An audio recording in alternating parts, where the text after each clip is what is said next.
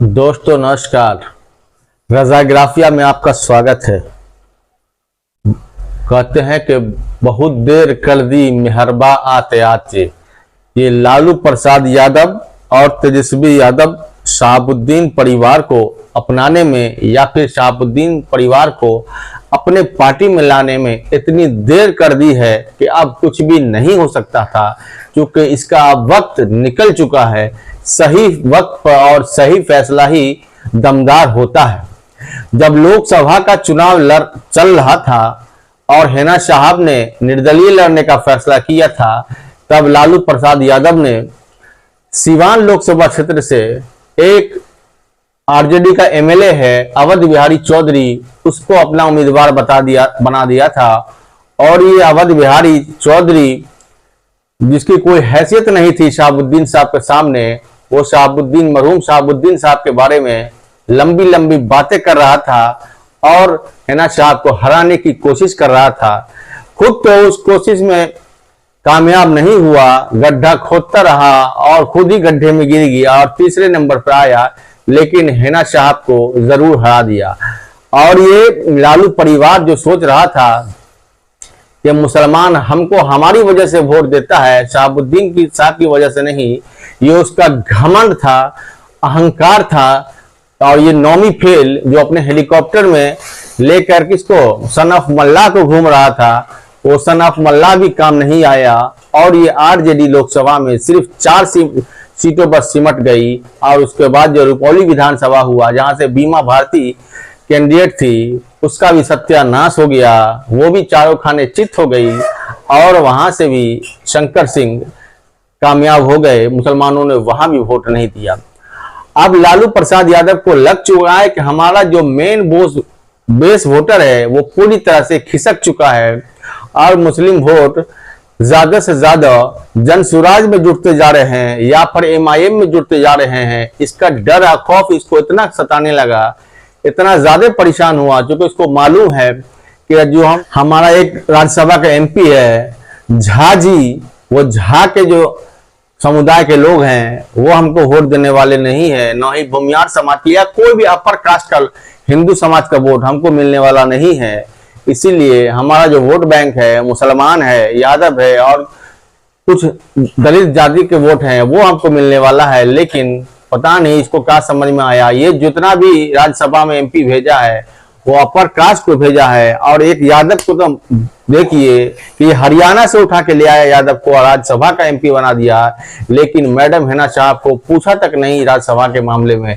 लेकिन जब खुद पे आन पड़ी है, आपको लगने लगा है लालू यादव को कि अब मेरा बेटा बिहार का मुख्यमंत्री नहीं बन पाएगा, मुसलमान वोट धीरे धीरे खिसकते जा रहे हैं, तो फिर से उन्होंने हिना साहब से बात करना शुरू किया, संपर्क करना शुरू किया, अपने एमएलसी को लगाए, एमएलए को लगाए, सबसे संपर्क करते करते करते काफी लंबी गुफ्तगू के बाद आखिर में हिना साहब को अपनी पार्टी में लाने में ये लालू प्रसाद यादव कामयाब तो हो गए हैं, लेकिन अब इसका कोई फायदा नहीं होने वाला है। क्योंकि बिहार की जनता ने देख लिया है कि जब हिना साहब के परिवार को जब जरूरत थी, जब आंखों में आंसू थे, शहाबुद्दीन साहब का इंतकाल हुआ था, तो सबसे ज्यादा सहारे की जरूरत था।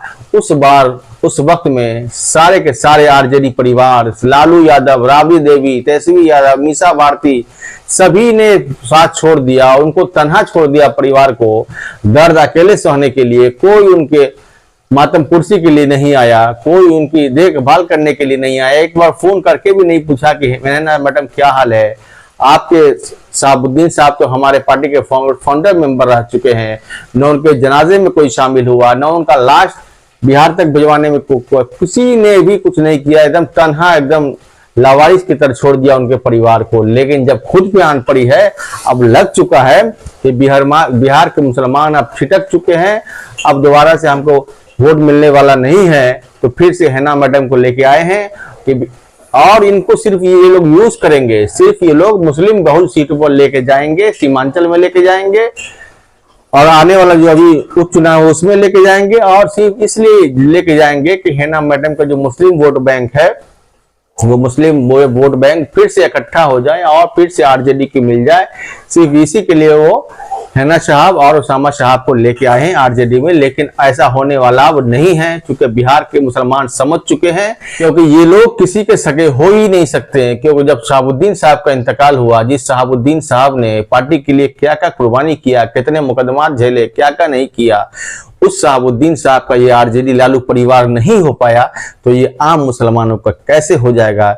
ये बात मैं बार बार कर रहा हूं कि ये शहाबुद्दीन परिवार का जो शहाबुद्दीन साहब का जो नहीं हो पाया, वो आरजेडी का परिवार, वो लालू परिवार किसी का नहीं हो सकता। देखिए जगदानंद सिंह के बेटे एमपी बन गए। जगदानंद सिंह ये बिहार आरजेडी के अध्यक्ष हैं और उनका बेटा आप देखिए उपचुनाव में विधानसभा से लड़ रहा है। बोलिए, सब जगह लड़ रहा है, लेकिन शहाबुद्दीन साहब का परिवार ना ही एमपी है, ना एमएलए है, ना एमएलसी है।